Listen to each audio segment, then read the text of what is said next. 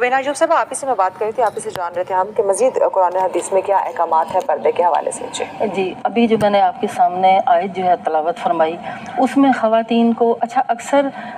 اس میں جو ہے عام مسلمانوں کی عورتوں سے بھی خطاب ہے۔ مجھ سے کسی نے ایک دفعہ سوال کیا تھا کہ یہ جو خطاب ہے قرآن پاک میں اکثر جو خطابات ہیں وہ امہات المومنین کے حوالے سے بیان کیے گئے، یعنی ان لوگوں کی موٹی عقل جو ہے وہ اس بات کو کیسے تسلیم کر رہی ہے کہ دیکھیں امہات المومنین تو چند ایک خواتین ہیں، حضور صلی اللہ علیہ وسلم کے گھرانے کی چند ایک خواتین ہیں، ان کے لیے یہ احکامات نازل ہوئے ہیں، تو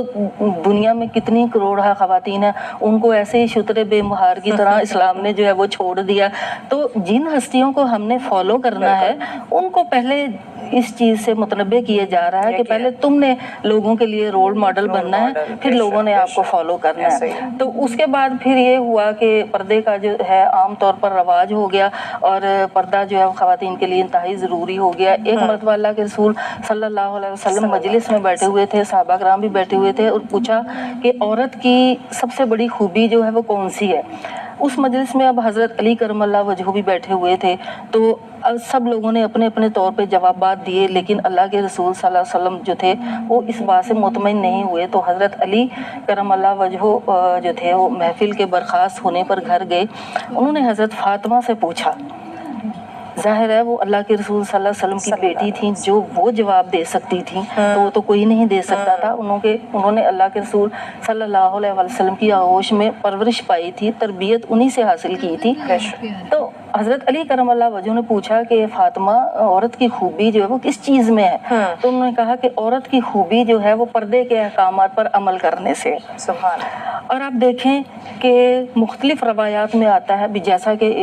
قندیل بہن نے بھی بات کی کہ عورت کی جو بہترین نماز ہے اس کے گھر کے اندر ہے، اور گھر میں بھی گھر کا وہ کونا جس میں قدرے اندھیرا ہو،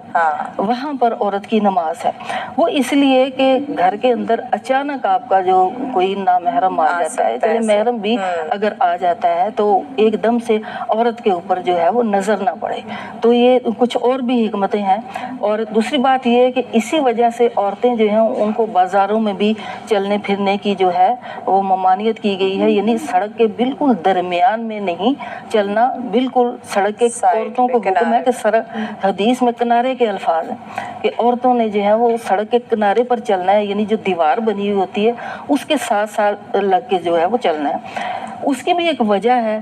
حدیث میں یہ بات اس وجہ سے آئی ہے کہ جاہلیت کے دور میں عورت کیا کرتی تھی کہ سڑک کے بیچ میں جو ہے وہ چلا کرتی تھی، اور اب سڑک کے بیچ میں انسان جا رہا ہے اور بے شک سڑک خالی ہے، لیکن کچھ جگہیں ایسی آتی ہیں جہاں پہ رش ہوتا ہے، اور بعض دفعہ ایسا ہوتا ہے کہ کوئی حادثہ رونما ہوا ہوتا ہے تو وہاں پر یہ ہے کہ عورت جو ہے وہ ہجوم کے اندر پھنس جاتی ہے، اور کندھے سے کندھا جو ہے وہ عورت کا مل جاتا ہے، اور وہاں پر پھر شیطان بھی آ جاتا ہے۔ اتنے ڈھیر سارے مرد جب کافی اس طرح کے احکامات ہے کہ وہ اپنے آپ کو جتنا سمیٹ جتنا زیادہ اپنے آپ کو سمیٹ سکتی ہے اتنا زیادہ عورت جو ہے اپنے آپ کو جو ہے محفوظ رکھے، تبھی وہ جو ہے لوگوں کی جو گندی نظریں ہیں ان سے محفوظ رہ سکے گی۔ صحیح، ٹھیک ہو گیا۔ اچھا، میرے آپ دونوں مہمانوں سے یہ سوال ہوگا، قندیل پہلے آپ کی طرف آتے ہیں کہ پاکستان میں